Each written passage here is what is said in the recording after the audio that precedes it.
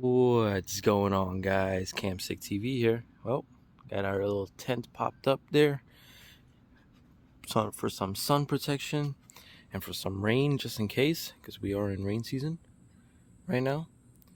But we are going to start removing the engine, getting it ready to come out.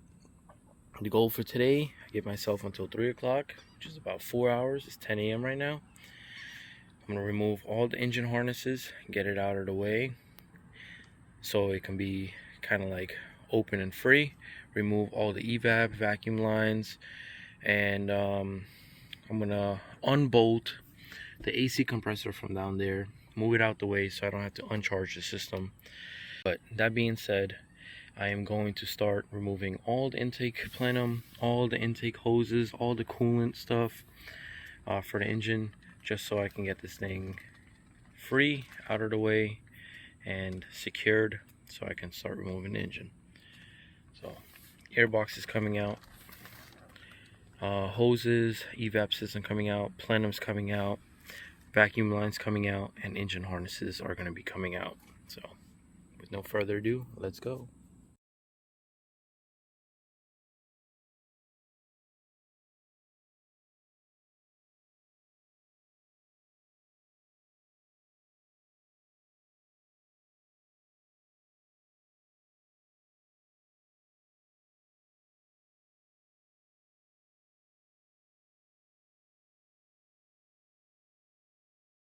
Okay, so this is kind of like a little documentary for myself to keep track of everything, only because it's kind of difficult to find any information about these 3.6s. So after the intake box is out, this is the engine itself right now. This is the way the belt is formed. I have a feeling this engine is locked up because that right there is removed. The harmonic balancer is removed, the bolt. So I have a feeling I'm probably gonna have to force this torque converter out. It's gonna be a bit of a mess down there. I hope I don't have to. I'm gonna see if I can find a bolt or something to put it in there. I think luckily I'm not reusing that crank, but yeah. On this fuel vacuum solenoid, there's this vacuum line. It comes right here and goes all the way to the back of the engine. The intake plenum has 1, 2, 3, 4, 5 top mounted 13mm bolts with a 10mm and a 10mm connected to the right side of the head. So I'm just going to remove it from here, and this should easily come up. This right here, I'm going to see if I can wiggle that out, and it goes somewhere in the back of the engine. And then from there, I'm going to show you guys what else I'm going to do. So this is just kind of like a little bit of a documentary for myself.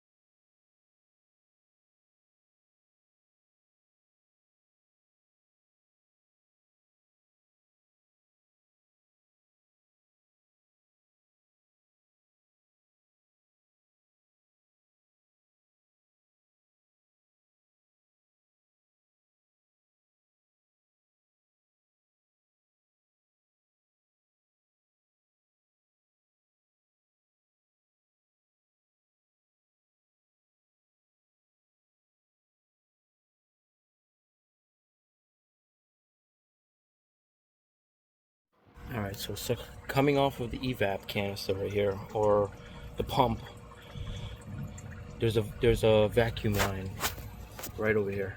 It comes off, routes underneath this harness, and it runs to the brake booster right over there into a T. Brake booster lines, vacuum lines are tucked underneath the fender over there, in on top of the brake reservoir, and then that's this vacuum line right here. Comes out, routes like that,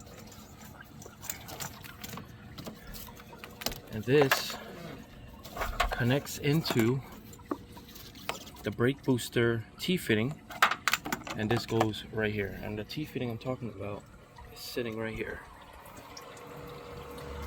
It goes right underneath here. It's coming out of the booster. Alright?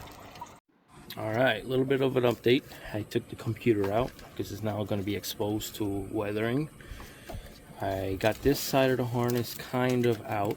As you can tell, I have one harness hidden back there somewhere. I believe it's for the alternator. And then on this side, I got the power steering reservoir out. I got the harness almost out. I have to go back there. I believe it's for the AC compressor harness. And then there's also another harness by the starter. Unravel that out, unravel that harness back there, route it that way, and I'm keep all my wiring that way. Then I'm gonna start going underneath the vehicle and getting it ready to come out. Maybe the engine might be pulled today, I don't know. Alright, so due to all the electronics on this vehicle and all the sensors you got everywhere, front, middle, bottom, rear, behind the exhaust and everything, I got them all out, all the grounds and everything.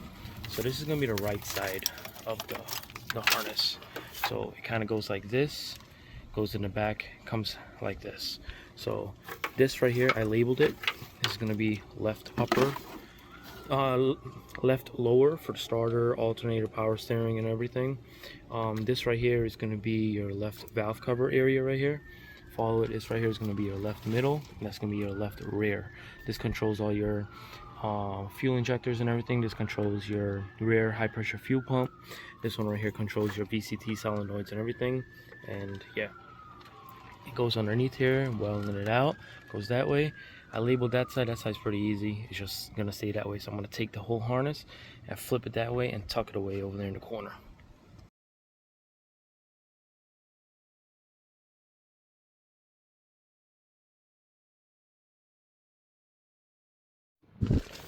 Alright, today marks the end of engine removal, day 1. I just did 4 hours on it. I'm getting tired, bust my ass all week. I'm gonna take a break until next weekend. It's 4th of July next weekend, so I might not even work on it this next weekend. But yeah, where I'm leaving off at is AC compressor has to be removed over to the side because I don't want to mess with any Freon, and I want to move it to the side. I'm gonna pull the power steering pulley in order to get access to that one bracket that's hidden right behind there. I don't know if you guys can see it. It's like right there. You can barely see it. And then on this side, I gotta remove I left my special tool in my work toolbox, the clamp to remove this from the thermostat tubing and the heater cord tubing back there.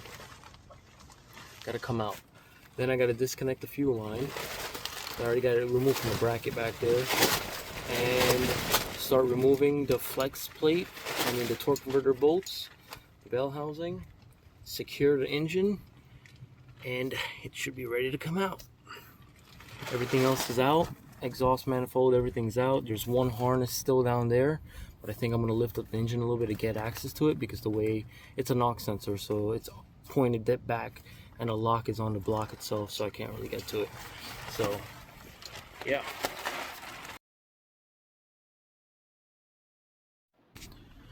So thank you guys for watching. Subscribe and like. This is episode number 1 of engine removal. There's a lot of stuff on this Camaro, a lot of sensors, so that took most of my time. I only did 4 hours today. You can get an engine out in about, I don't know, 6 to 8 hours, but 4 hours. I'm stopping today. Next week probably another 4 hours, or the other weekend that'll be 8 hours on a removal.